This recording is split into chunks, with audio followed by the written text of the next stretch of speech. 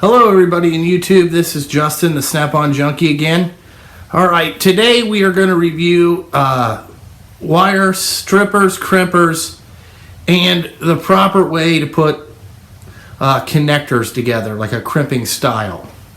So I just wanted to explain to that because I have, some opinions on what I think is the right way, and what I've learned over the years working on stuff. So we'll get right into this. I'll show you the tools first, then I'll show you kind of like the style of crimping and stuff that I like to use.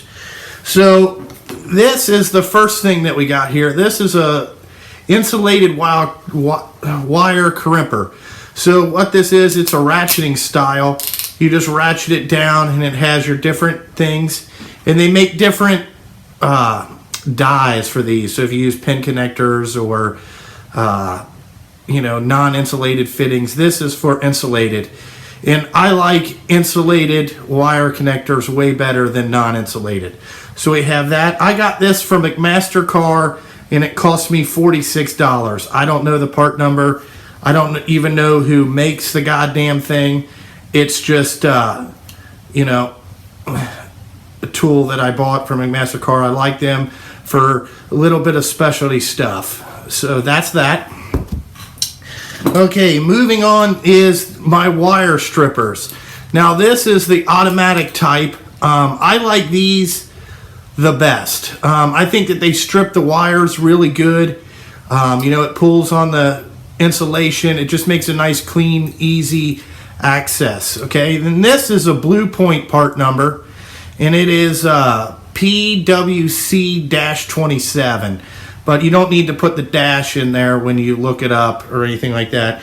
And these cost $67.50. And this is a warranty item through Snap-on, so if you ever break it or anything like that, your Snap-on truck guy should warranty this. Mine did, because I had some problems with the other one that I owned. But this is my go-to wire stripper.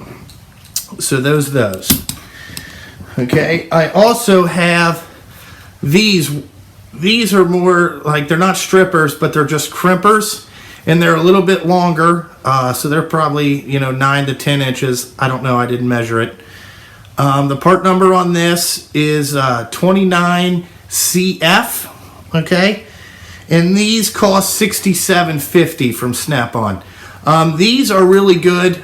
They give you a lot of leverage, and again, they have two different things. So the one with the point is for non-insulated wires, and then the one where it's just kind of concaved is just for the insulated connectors. And I like this one because I use a lot of insulated, and it's up front, like as you can see here, it's the first one that you come to. And also you can cut soft wire with this. These are pretty nice. I would recommend this. And the last item is something that I got yesterday, okay? These are just the 7-inch ones. I got them with the orange handle because I'm a color whore. You can call me that, it doesn't matter. I just used these this morning, making up some test stuff that I want to show you guys on crimping.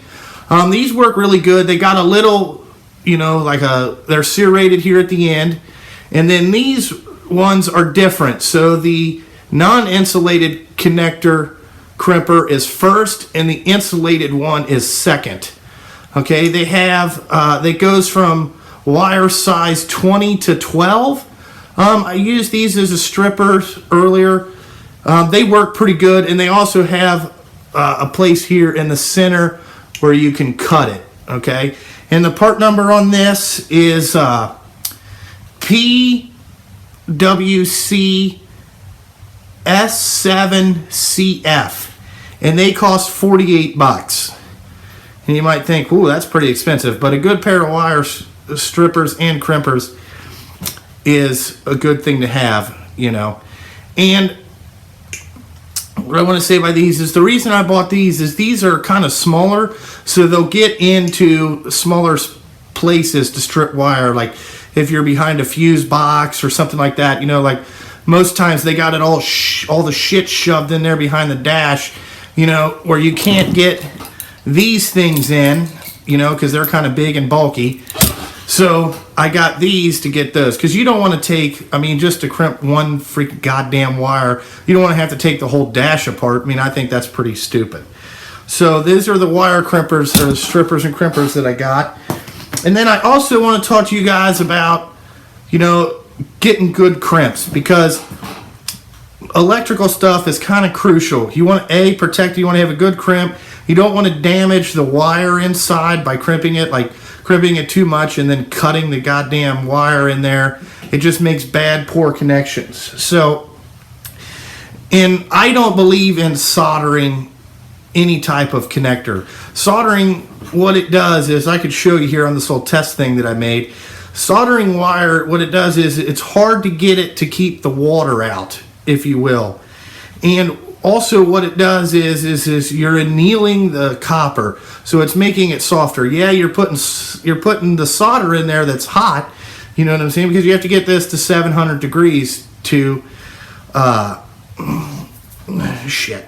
You have to get this 700 degrees to melt the solder. So as you can see here, I made this little test rig up here, and when you put these two together, okay, yes, it makes a good connection, you know what I'm saying, but you can see here that, let me get zoomed in on the camera, just by putting it together and taking it apart, it spread this out a little bit. And also what it does is it makes this brittle out here where the solder's not. You can see more on this side. See how loopy and bendy that is? Well, driving down the road, you know what I'm saying, this wire bouncing around, you know, a million times a fucking day, or let's just say, eventually that's going to break off right there and you're not going to have a good connection anymore. So that's why I don't believe in soldering wires. And also, how are you supposed to keep this dry? You know what I'm saying? Like when you put this together, yeah, it looks like this. Most people are going to take electrical tape and wrap it around there. Well, electrical tape around there, that makes you look like a hack, like you're lazy. You know what I'm saying? So this is, I do not recommend this at all. So what I did is I made up how I use. Now I get all my connectors from McMaster Car. I buy them in bulk. Okay, and I like the ones that come with the heat shrink already on them. And you can see when you put this together, you know what I'm saying, where you heat shrinked it, okay, it is fully connected, and also the wire is loose out here past where the heat shrink is, you know, and it gives you a lot better connection in my opinion, because also what this heat shrink does is lets it hold the wire in there a little bit better. This is, you know, and I use the crimper on these. Sorry it looks so messed up. I put the wires together by it's hot. And then, you know, you're like, well, Justin, you know, I did that. That looks pretty nice. How do I make it to look really good? So what you want to do is, I don't know if you guys use this stuff, but it's heat shrink. And I heat shrink everything. So when you put these two connectors together, you know, you put your heat shrink on there and then you heat shrink it up. Now we have a lot more sturdy connection because the heat shrink keeps it together.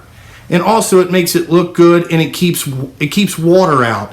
So it's just another way of protection. And I like to make sure you got plenty of heat shrink on the ends, you know, so everything stays good and dry. And that'll keep, you know, a lot of times this will keep freaking dumb shit from coming back into where your shops or where you guys work at. I don't really know. But this is how I do it on all my big trucks, and it's been a lifesaver because I've seen where guys have done this shit. It doesn't work out, man. I'm telling you, you should never solder a wire together. I don't believe in it. Soldering's for like copper pipe and plumbing, okay? You know, it just doesn't work because the wire diameter is small. Now, this may work on like 0 gauge welding wire, and I don't even think they use it on that anymore. So that's my video today on, you know, wire stripping and connecting and doing stuff the proper way, in my opinion. Now, this is just my opinion. I'm sure there's a bunch of haters out there. Like, my grandpa's been doing it that way since 1935. Well, in my opinion, that don't make it right. I would call him a hack. So, that's all I got for today, guys. So, thank you for watching.